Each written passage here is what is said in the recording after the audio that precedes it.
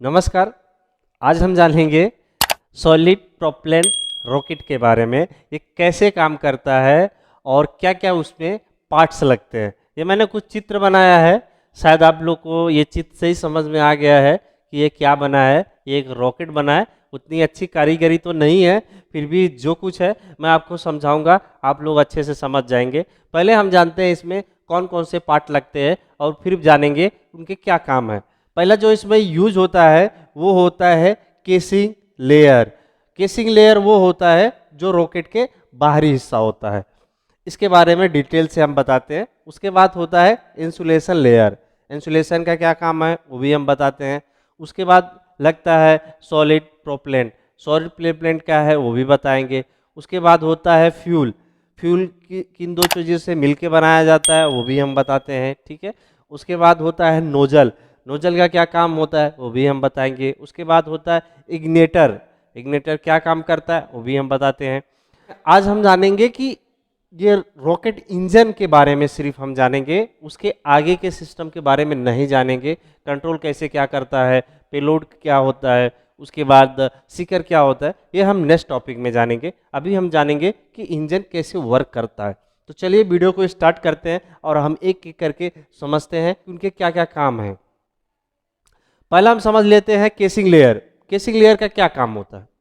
Casing layer rocket का वो बाहरी क्षेत्र होता है जिसमें सारे सिस्टम फिट किए हुए होते हैं, उसको हम केसिंग लेयर बोलते हैं।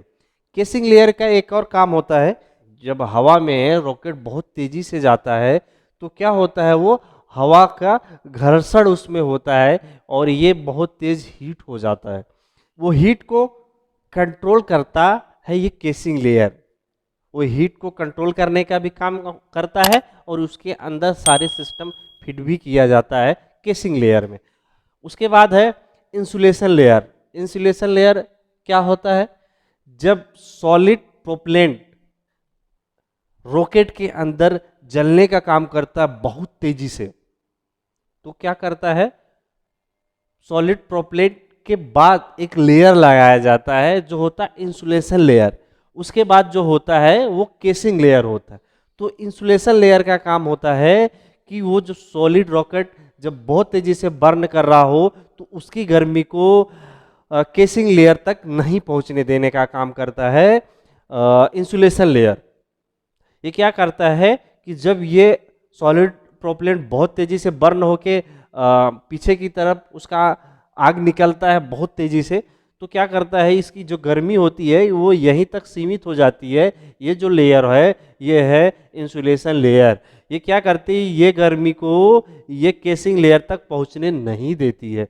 अगर खुदा ना खास्ता ये केसिंग लेयर तक इंसुलेशन लेयर का गर्मी ये काम नहीं कर रहा है इंसुलेशन लेयर, और सॉलिड प्रोपेलेंट की गर्मी जो है एक केसिंग लेयर तक पहुंच जाती है, तो रॉकेट ज़्यादातर ब्लास्ट होने की आशंका बहुत तेज़ी से हो जाती है और वो ज़्यादा देर नहीं टिक पाएगा, रॉकेट ब्लास्ट हो जाएगा। क्योंकि ये दोनों गर्मी को सहन करना इसके बस की बात नहीं होती है, केसिंग लेयर की बस की बात नहीं होती है कि दोनों गर्मी को सहन करे। एक तो गर्मी वो हवा का घर्षण जिससे तापमान बढ़ रहा है, और दूसरा ये सॉलिड प्रोपेलेंट की गर्मी, दोनों सहन नहीं कर पाएगा। इसलिए दो अलग अलग चीज़ें लगाई जाती है, दो अलग अलग काम के लिए। तो ये दोनों आपको समझ में आ गया है कि इंसुलेशन लेयर कैसे काम करता है। अब आ जाते हैं कि सॉलिड प्रोपेलेंट क्या होता है। सॉलिड प्रोपेलेंट के पहले हम समझ लेते हैं कि फ्यूल क्या होता है। फ्यूल में हमने लिखा है लिक्विड ऑक्सीजेंट। लिक्विड ऑक्सीजेंट, उसके बाद है एपी। ये दोनों मिक्स करके हम इसमें फ्यूल बनाते हैं। ये दोनों चीज क्या होता है, लिक्विड ऑक्सीजेंट या ऑक्सीडाइजर। ये लिक्विड फॉर्म में ऑक्सीजन होता है। एपी, एपी मतलब एमोनियम परक्लोरेट। ये दोनों को हम मिक्स करते हैं, मिक्स करके हम ये रॉकेट में डालने जाते हैं। जब दोनों मिक्स हो जाता है और उसको हम सॉलिड फॉर्म में कर देते हैं तो उसको बोलते हैं हम सॉलिड प्रोपेलेंट। आप लोग को समझ में आया कि सॉलिड प्रोपेलेंट क्या है। जब हम लिक्विड ऑक्सीजन उसके बाद एपी मतलब एल्युमिनियम परक्लोरेट को आपस में मिक्स करके हम सॉलिड फॉर्म में जब कर देते हैं तो उसको हम बोलते हैं सॉलिड प्रोपेलेंट। वो प्रोपेलेंट हम यहाँ पे इस जगहों पे और इस जगहों पे पूरा अच्छे से भरा जाता है और बीच में एक पतला सा सुराख छोड़ा जाता है इस तरफ से लेके इस तरफ तक। वो क्यों छोड़ा जाता है इसके बारे में भी हम आपको बताते हैं।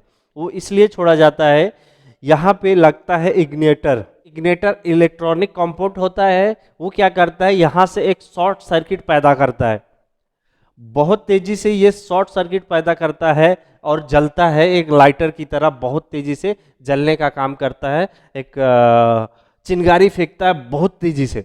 तो ये जो फ्यूल होता है वो जलने लगता है, जो सॉलिड प्रोपेलेंट होता है वो जलने लगता है।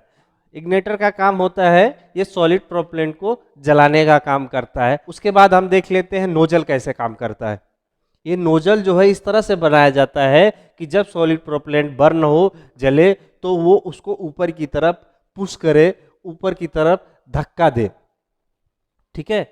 और ये नोजल का एक और काम होता है, ये इसकी जो दिशा होती है, ये पूरे रॉकेट के दिशा जो होती है वो चेंज करने का काम नोजल करता है। नोजल में कुछ कंपोनेंट लगाए जाते हैं, ठीक है, जो कि कंट्रोल किया जाता है कंट्रोल रूम से। वो यहाँ पे एक कंट्रोलर लगाया जाता है, ठीक है।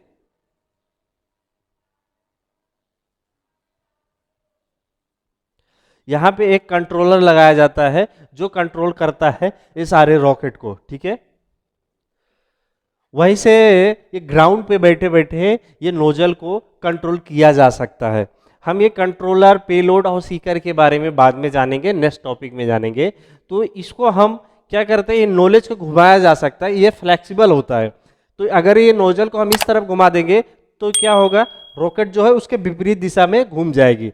अगर हम नोजल को इस तरफ कर देंगे तो रॉकेट जो है फिर ऊपर की तरफ हो जाएगी, यानी उसके विपरीत दिशा में घूम जाती है। लेफ्ट और राइट करने के लिए हम नोजल का इस्तेमाल करते हैं ये पूरे रॉकेट को। आप लोग समझ गए कि नोजल कैसे काम करता है, इंसुलेशन लोअर का क्या काम है और केसिंग लेयर का क्या काम है, सॉलिड प्रोपेलेंट, फ्यूल, इग्निटर, ये तो आप समझ गए। इतने सिस्टम जो है इसमें सॉलिड प्रोपेलेंट रॉकेट या सॉलिड इंजन में काम होता है। अब हम जानेंगे कि ये चलता कैसा है। हम कंट्रोल रूम से इसको कमांड देंगे, ठीक है, तो क्या करेगा, बहुत तेजी से यहाँ चिंगारी फेंकेगा, बहुत तेजी से। आप लोग ने देखा होगा जब बहुत हाई वोल्टेज का जो तार होता है अगर कहीं टच हो जाता है तो किस तरह से आग मारता है, उस तरह से यहाँ पे एक चिंगारी होता है, ठीक है। यहाँ पे एक लंबा होल किया जाता है, ये होल इस तरफ से लेके इस तरफ होता है। ये होल क्या काम करता है मालूम है, ये जब चिंगारी फेंकता है तो ये दोनों तरफ आग पकड़ लेता है। तो जब दोनों तरफ आग पकड़ेगा यहाँ पे तो यहाँ तक कैसा जाएगा, समझिए बात को, यहाँ तक कैसे जाएगा। अभी यहाँ कोई सिस्टम तो नहीं लगा है कि यहाँ ही पे बर्न हो, यहाँ से फिर ये जलते हुए ऊपर जाए और पीछे की तरफ भागे, ऐसा नहीं है। यहाँ पे जब बर्न होगा, यहाँ पे जब जलेगा तो क्या होगा, ये दोनों तरफ आग पकड़ेगी। जब दोनों तरफ आग पकड़ेगा तो एक पतले रास्ते से ये क्या होगा, बाहर की तरफ जाएगा। तो जब ये पतले रास्ते से बाहर होके जाएगा तो ये क्या होगा, रॉकेट बहुत तेजी से ऊपर की तरफ बूस्ट करेगा, ऊपर की तरफ भागेगा। इसलिए ये बीच में एक पतली नली दी जाती है। इससे दो दो फायदा होता है, एक तो इसको जलने का भी काम हो जाता है ऊपर से, और ये रॉकेट को बहुत तेजी से बूस्ट कराने का भी काम होता है। इसकी एक खास बात यह है कि ये बहुत ज़्यादा हैवी जो है वेट कैरी कर सकता है लिक्विड इंजन के मुकाबले। लिक्विड इंजन इससे कम पावरफुल होता है कि लिक्विड इंजन जो होता है वो बहुत दूर तक जाता है और ये सॉलिड इंजन जो होता है, सॉलिड प्रोपेलेंट जो होता है वो बहुत कम दूरी तक जाता है। इसकी जो वेट कैरी की क्षमता है वो बहुत ज़्यादा है, मतलब ये हैवी वजन उठा के ले के चल सकता है पर ये ज़्यादा दूर तक नहीं जा सकता। वहीं विपरीत लिक्विड इंजन वो ज़्यादा दूर तक जा सकती है बट वो ज़्यादा हैवी वेट को कैरी नहीं कर सकती है।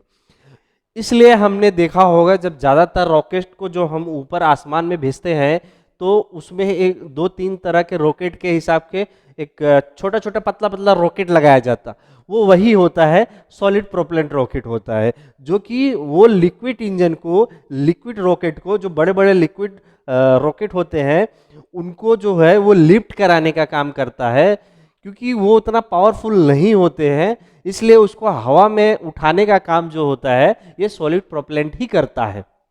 ये होता है सॉलिड प्रोपेलेंट रॉकेट। अगर इसके बारे में आपको थोड़ा सा डाउट हो, कहीं कुछ समझ में नहीं आता हो, तो आप हमें मैसेज करके पूछ सकते हैं। हम आपको पूरी कोशिश करेंगे बताने के लिए, समझाने के लिए। अभी जो नेक्स्ट टॉपिक होगा वो होगा पेलोड के बारे में, और सीकर के बारे में, और कंट्रोलर के बारे में। और हाँ, जो लोग चैनल पे नए हैं कृपया करके चैनल को सब्सक्राइब करें, जितना से ज़्यादा हो सके उतना सब्सक्राइब करें, और इसको जितना हो सके उतना शेयर करें अपने दोस्तों में, परिवारों में, क्योंकि ये सब चीज़ें बहुत अच्छे तरीके से समझने वाली चीज़ें होती हैं आज के जनरेशन में, और ये बुक में भी आती हैं, अपने 10वीं के 12वीं के एग्जाम में भी आता है, एक चैप्टर भी दिया गया है इसके बारे में। इसलिए इसको समझना बहुत ज़्यादा ज़रूरी होता है। इसको आप लोग जितना शेयर करेंगे उतना लोगों के पास ये सब जानकारी पहुंचेगी। तो चलिए इसी के साथ मिलते हैं हम नेक्स्ट वीडियो में। Bye bye.